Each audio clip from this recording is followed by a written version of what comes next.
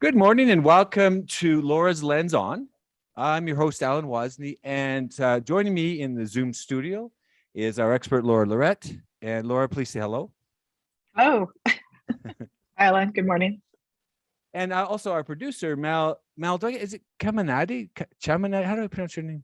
Yeah, it's pronounced as K. Chaminade. So, Caminade. Yeah. Okay. Well, Mal's joining us from a long way away over in our Philippine studio. We've designed it. You can see it's specially designed. But thank you, Mal, for the good evening out there in Philippines. Yeah. Hello. Laura, good evening. So for episode number 2, we have chosen, and this is for me, I think it's a real important topic in today's tech world, and it's the full stack developer. So to understand, we all want to understand Laura's views and her lens on the full stack developer. So Laura, let's start right there. What is your definition, or what is the full stack developer? Well, they're really just a software engineer that really understands multiple tech skills, right? So every developer may understand multiple tech skills, but they're probably better at some than others, right? So just more or less just really having a full end-to-end understanding for beginning to end of the development lifecycle. So that's what I would say. The full stack. Like if you look at somebody's website, you're looking at the full stack. You can't see it all. You just don't. Right. Yeah, because there's different aspects to the site, right? From front to back, and how they all connect and work together from APIs and everything else, right? So I'm just thinking out loud here, but how long has that term been around? I mean, it used to be just software developers, software engineers. When did it kind of just get thrown in one of these days, the last few years? I think it used to be called webmaster. Webmaster. Yeah. And then I don't know who decided it was called full stack, but it used to be a webmaster back when I first started working. And that was really just a person that tried to understand everything and pulled it all together. And then somehow it got switched over to full stack, I think probably maybe just over 10 years or 10 years ago. Yeah. But it's a newer term for sure. So, and I don't know what happened to webmaster, but it's really the same thing. So the webmaster doesn't exist. The web wizard maybe. Yep. So Mel, is it the same kind of, I mean, look, this is actually pretty good because we got the Canadian version, Laura's Lens On, but Mel, is it the same in the Philippines? Kind of the same, it just kind of tagged on that name? Yeah, I think it's more or less the same with what Laura said. Way back before, we don't have a full stack developer. It's just what you said. It's just simple software developer, web developer. It doesn't have to be a full stack developer. The term full stack developer is just technically just a term specified to a certain individual who knows almost every aspect of development cycle. So from start to finish, from front end to back end, and so on and so forth. So here in the Philippines as well, when development started, there's no full stack developer. If you're a developer, you're a developer. You code from start to finish, from zero to everything that your application will be developed into. So that's how you do things way back before. But right now, I think there's a lot of aspect to it in terms of development. As what Laura said, there's a lot of aspect into what if you're developing something, there's a lot of aspect you have to consider, because you have to consider what API, the back end, the front end, and so on. So I think similar what Laura said. I mean, the term web, right? Because if you think World Wide Web, right? But that nobody uses the www. They drop that off, Laura. Don't they drop that off? But it's still there, but it's not. People don't say that anymore. I don't say it anymore, and you actually get a lot of time. You'll get an error if you put it on now. So you just avoid the whole beginning, and it's smart enough to figure it out. Well, that's the other thing. I see, like I know we're going off top a little bit, but HTTPS double backslash, right? And then and the colon, semicolon, right? That's and then the website. That's usually how it starts. I get. Yeah. Okay. Yeah, you don't need any of that anymore. So. We can go into that. Is there that's HTML, right? Is that HTML, or who is that? That's the server side, right? Like, so it has to do with security and stuff. So you don't want to get hacked, and you want it to be secure. So Okay.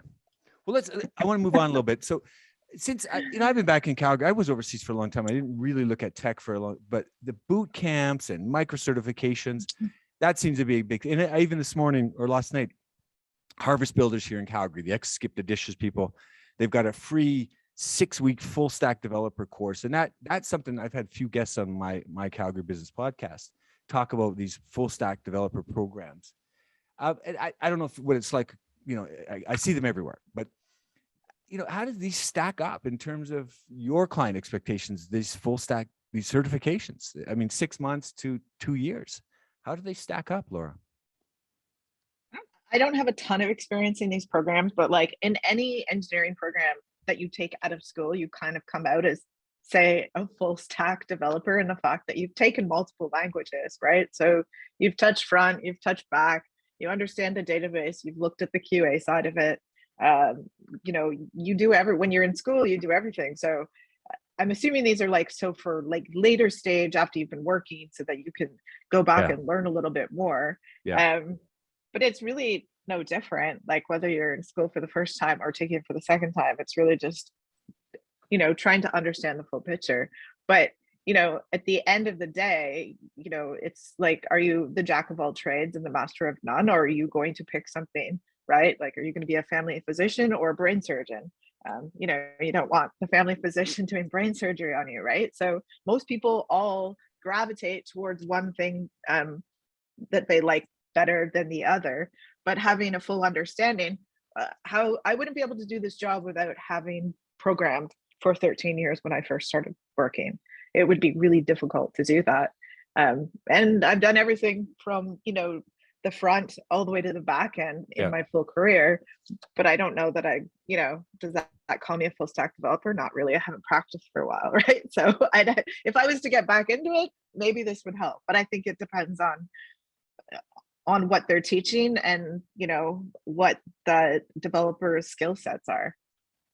I'm not here to knock those programs. I think they're useful, but a lot, and just going back to you commented, as I understand, most of them are for people who've never coded before or have very little coding experience, and they had a previous profession or other career, particularly here in Calgary, to pivot them. I had early on my podcast a couple of years ago from Bow Valley College, and he said, we've got these full stack developer programs, but they're more 2 years. So there's little time to look at the tech stack, but there's others with 6 months. And then, as I said yesterday, the Harvest Builders, it's a 6-week program. I mean, so if your client says, I need a full stack developer.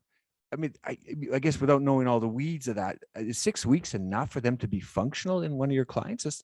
Let's take back to Laura's lens, and you're going to look at their CV or resume. If they were in a 6-week program, no. We generally work with everybody first and train them. So they work under us before we would put them on site at anywhere.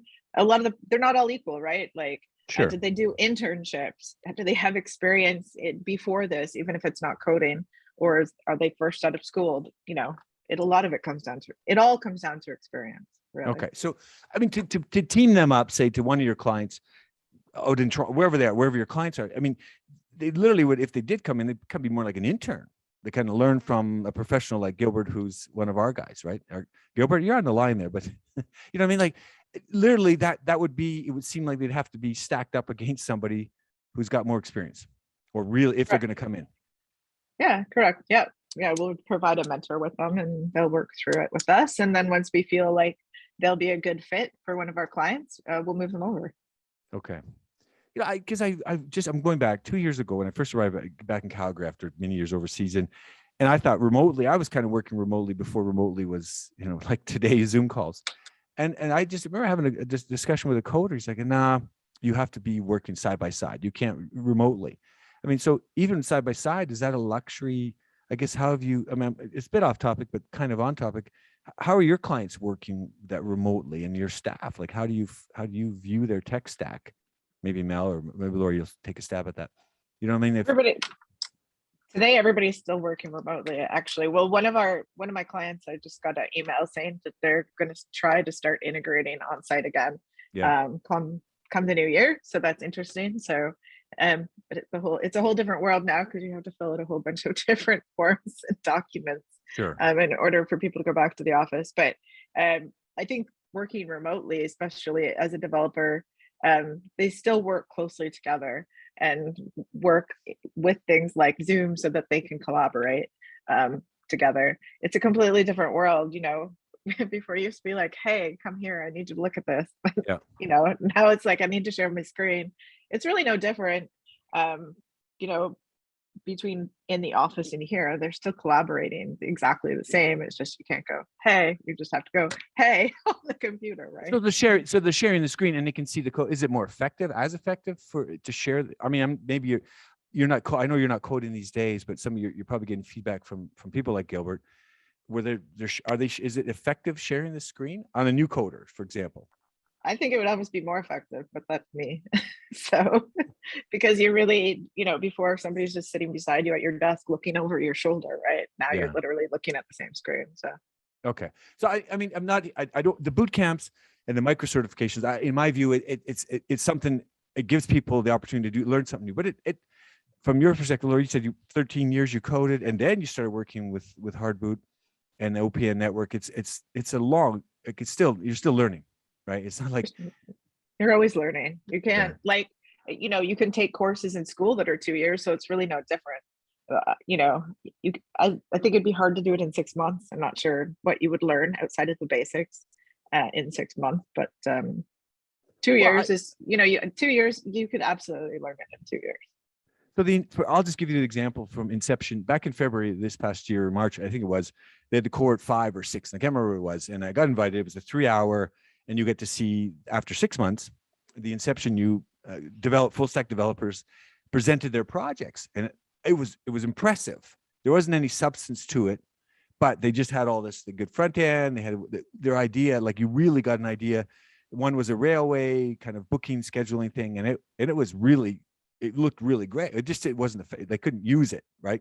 It was more the wireframes, but it had some functionality, and they showed the screen, and you if you went there, you're like, oh, cool, because you could see what they were using front end, and then they described some of their back end stuff. And so after 6 months, for me it was very impressive. So we'll get them to pitch at the OPN next time, so you can see that. But that's actually, and I'll just give you my view. Some of what I saw from inception was much more effective than some of the startups that, the people that presented. I know it's only 2 minutes for the OPNs, but there was some pretty impressive stuff. So it tells you, I think there's a lot available with very little on the market today. Mm-hmm. Okay. Well, I think programming's also come a long way, right? So a lot of the old school programming languages were difficult, and a lot of the new ones, they make it a lot easier to use, right? So it's not, it's not as hard as it used to be. Wikipedia said there's like 700 different programming languages right now. So wow. Yeah. So I mean, even the no code, low code. Do you?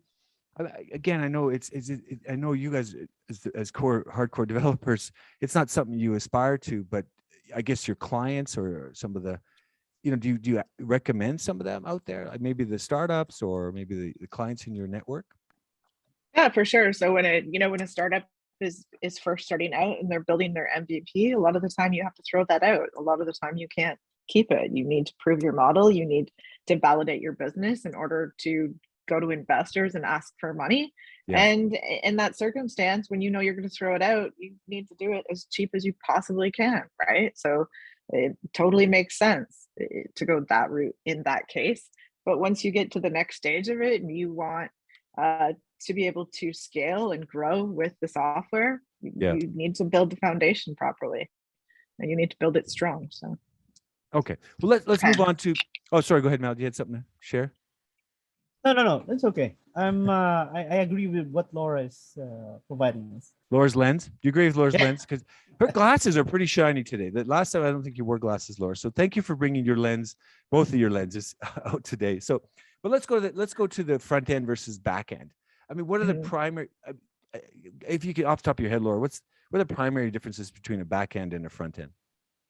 Well, they obviously they work on different sides of a website. The front end development, they focus on the visual elements, and while the back end focuses on the stuff that you can't see. So the front end developers tend to have a really keen eye for like a pixel.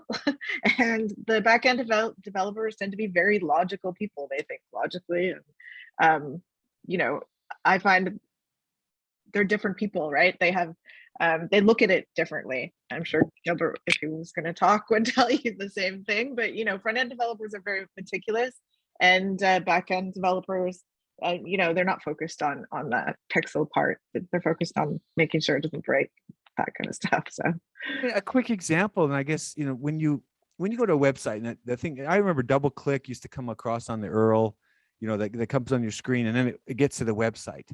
That's a backhand working, isn't that? When you click on a link and then it kind of has this hesitation, it shows you a bunch of big long thing, and it goes fullstack.com or whatever it is. You know what I mean? Like that. Is that the backhand working? I don't know what you're talking about, but probably. Well, no, like when you, okay, well, I'll give you a quick one then. If you click on a web page and it comes up and you see AWS coming across the screen, that's AWS, that's Amazon Web Service, right? And then it has a buffer between your click on Wikipedia, or sorry, on Google, and then it comes to the website.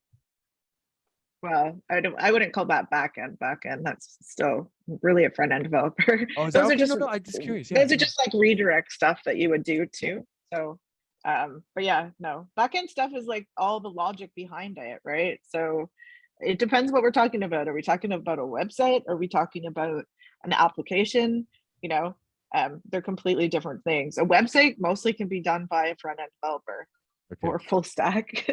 And then on the back side, there is some other stuff. It depends on what kind of connections. Are you connecting APIs and that kind of stuff as well? And again, a lot of this stuff is a lot easier than it used to be today, because there's a lot of tools out there like Zapier that connect stuff easily for developers too, right? So so let's give some examples from front end. So front end perspective, because you said I can build a website as a front end developer, I don't need the back end. So what is that, using something like Wix.com or GoDaddy to build my website? Yeah, I mean, we were talking about drag and drop, you know, it's almost anybody. If you want to sell something, Shopify is, you know, on the e-commerce side, it's super easy to set up. Anybody can do that. And then on the other side of it, WordPress, you know, there's templates, right? It's, you know, if you have an ounce of programming language in there and you can YouTube, you can probably figure it out. It's not, you know, it just depends on what you're doing. But, you know, a lot of the languages on the front end have been around for, you know, forever, like HTML and CSS. You still have to know that. And that was really originally how that's where it came from, right? Yeah. So.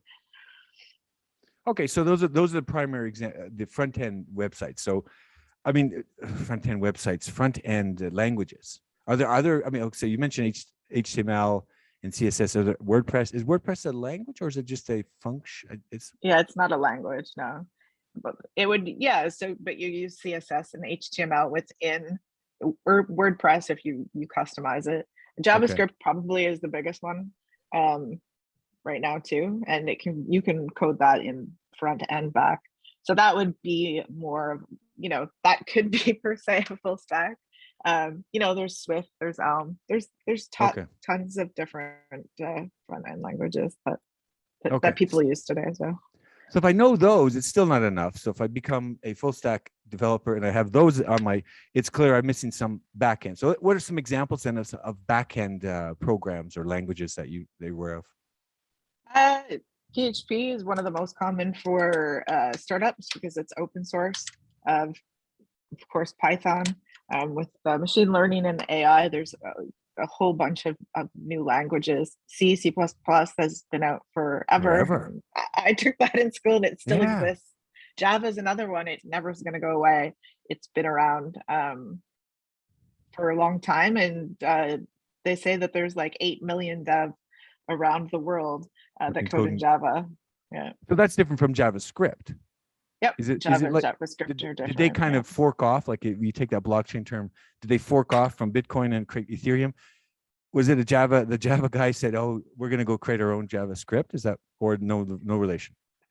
There's really no relation that I know of, but instead of just wanting to confuse everybody, thinking they're the same. Yeah. I don't know why they named it that. Mel, do you know? Just a bit of programming history. I bet Gilbert knows this as well, but Java is much more or less focused more on the systems, the back end side of things. While on the JavaScript side, it's more focused. Initially, it is more focused on the web browsers. So since some of the elements in the web browsers needs to be compiled, needs to be interpreted, that's where JavaScript came in. Okay. So it's more or less focused on the web browser stuff. Well, in the Java, the general programming language, Java is much more a general programming language wherein you can create any application that you want from start to finish. That's fascinating. Okay. But the C, I always remember, I'm going way back, and they would say, oh, there was the connectivity of the different it would always have to shut down your computer and come back because it would lose that bridge. Is that a problem you see between these days, front end versus back end, and the languages not being compatible? Laura, maybe you want to give your view on that. I mean, Gilbert would be able to speak to this better, but Gilbert is not talking. Gilbert's not so talkative. Gilbert's a strong silent type. You know what? There are so many different languages and combinations right now that you can program in. A lot of people are switching over their front end to JavaScript right now from old languages, and I thought Gilbert was going to say something there for a minute, but there's a lot of languages that have been around forever, and I think that they all serve different purposes, right? So as technology moves forward, we've gotten new languages that have taken over, like our language. I'm not overly familiar, but that's statistics language, R. Yeah, so that now huge tech companies are using that one too, Facebook, Google, Uber. Wow.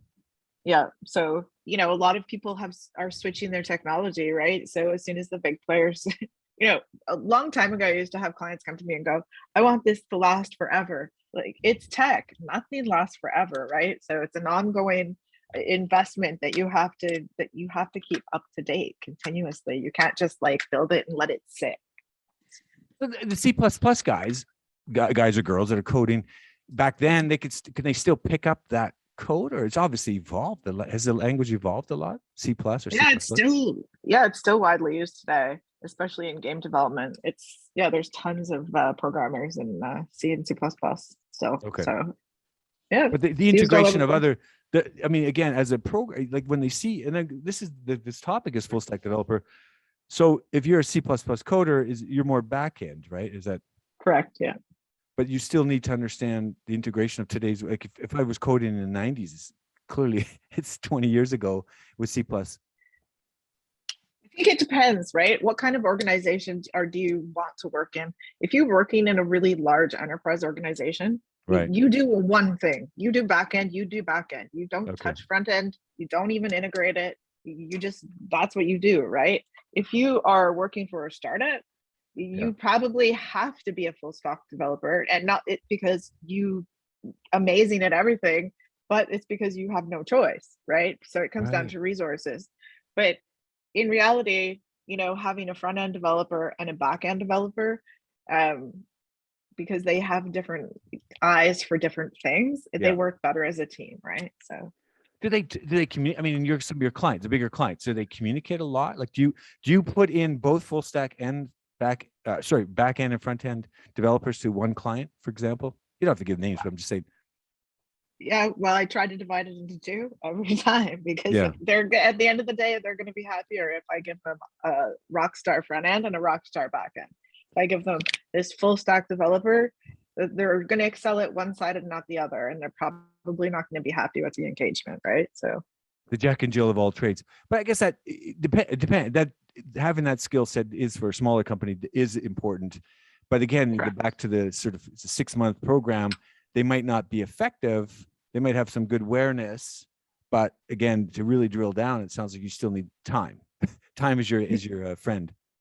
Yeah, well, in anything that you do, right?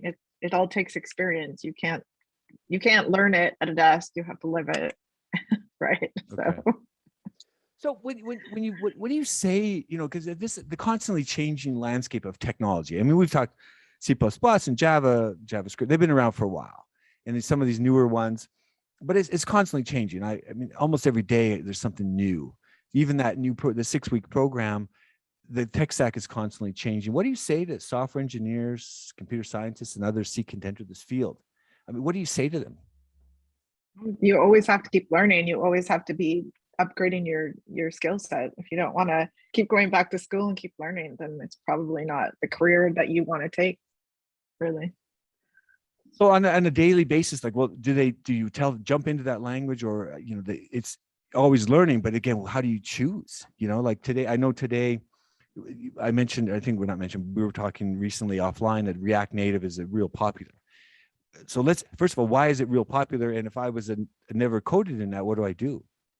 Well, a lot of people are rewriting their software because it's, it doesn't run forever. So a lot of the people are moving over to current languages where you can find developers. So just like, supply and demand with product and everything else going on in the world right now, it's the same as people working for you, right? If you have this language, are you going to be able to find people to work for you?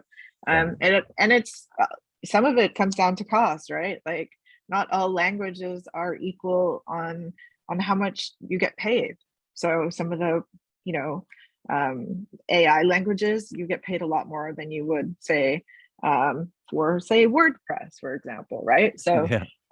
so they're not all equal, and you have to, depending on what you want to do, you have to keep learning. They don't all do one thing, right? Sure. Like, So I mean, because that's following the trend in the 90s, SAP accountants, anyone who was proficient and understood SAP, the installs from the accounting side, that was the way to go. And then so obviously people, Oracle and SAP, they kind of built their name on their tech stack, or I guess, but I'm not going to go there. But there's a big sign downtown Calgary. You come in, a big billboard says "Sorry SAP," and you probably can guess who the company is. It's a cloud company. I'm like, I got that. My daughter's like, "What's Sorry SAP?" It's like she didn't know. She didn't know what's this Sorry SAP, right? It's like a play on words, but it is. So they've moved to the cloud, right? Or the companies have moved to the cloud. They don't need SAP, that skill set. Yeah.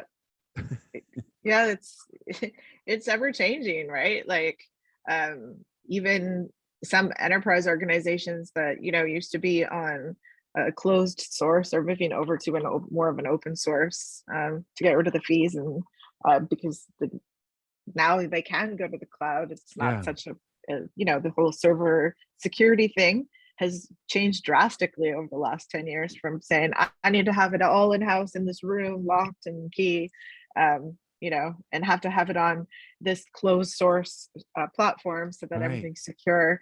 Everything's changed. You can go in the cloud and you can still be secure. So literally the head in the cloud. I mean, that's been around for a while, the cloud term. Mel's popped back on, but that Sorry SAP, it's still, there are people still need that, as you said earlier, the legacy, but the new, it's almost sexy. So React Native or React is it the sexy way to bridge from the old to new? Is that kind of what it is? Well, just like anything, and it doesn't have to be that language. There's also other languages that are even, newer. So it's just a matter of, if you don't keep it up to date, it's just going to stop working, right? So if you are on old versions, there comes a point where, you're putting your own security at risk, because it can get hacked, because you can't do any more updates. A lot of these languages, they just stop supporting it after a certain point. If you don't upgrade it, they won't support it anymore. So it's usually usually about 2 versions, and then they're like, no. So, and updating, from Umbraco 6 to 8, it's a huge undertaking, because although it only sounds like 2, it's completely different, right? So it's basically a rebuild. So if you would have gone each one incrementally, it wouldn't be as big, but with a jump of two different ones, it's huge, right? So What was the name of that you said, Laura? If you went from what? that was Umbraco. It's just because we were looking at a project. Okay. So Wow. yeah, so that's on the .NET side. So that would be an enterprise organization. So yeah, that right now we have a client that's using 6 and they need to go to 8 because 6 is no longer supported. We can't even work with it anymore because it's so old.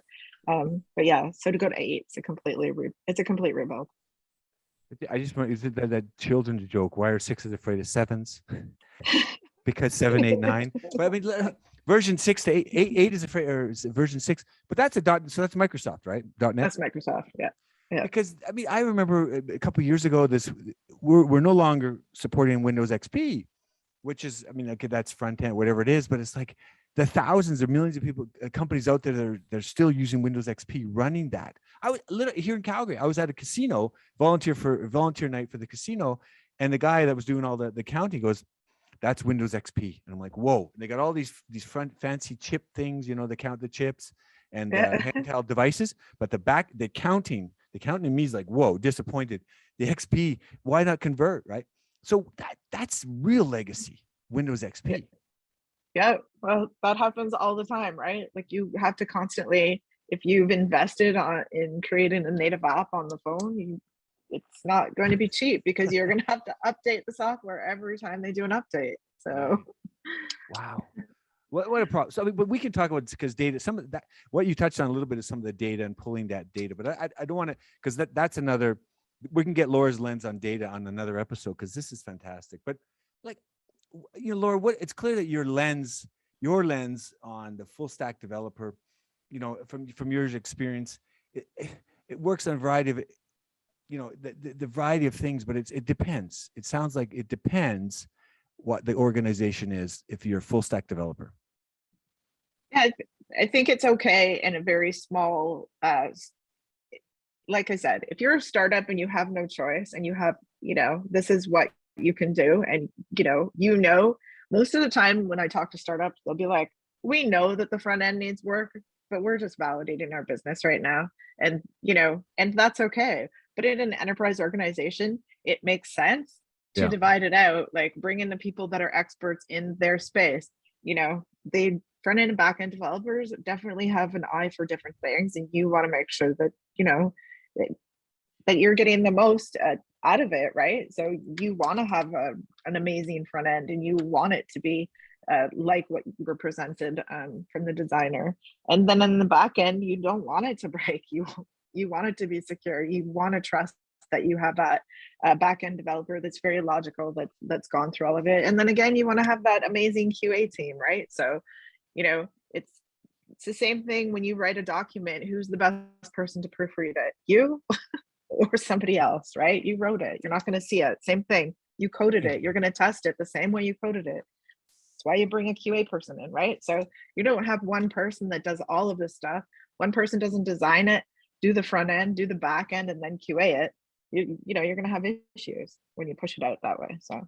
Wow. I mean, you touched on another role that we didn't bring up today, the QA, the quality assurance, but this is fantastic. Look, Mel, Laura's lens is clearly, it's evolving. She's cleaned off. She needs to, once in a while use a wipey to get the lens clean. But how do viewers or the two listeners out there, how do they find Laura? If they want to learn more about Laura Lirette and her work?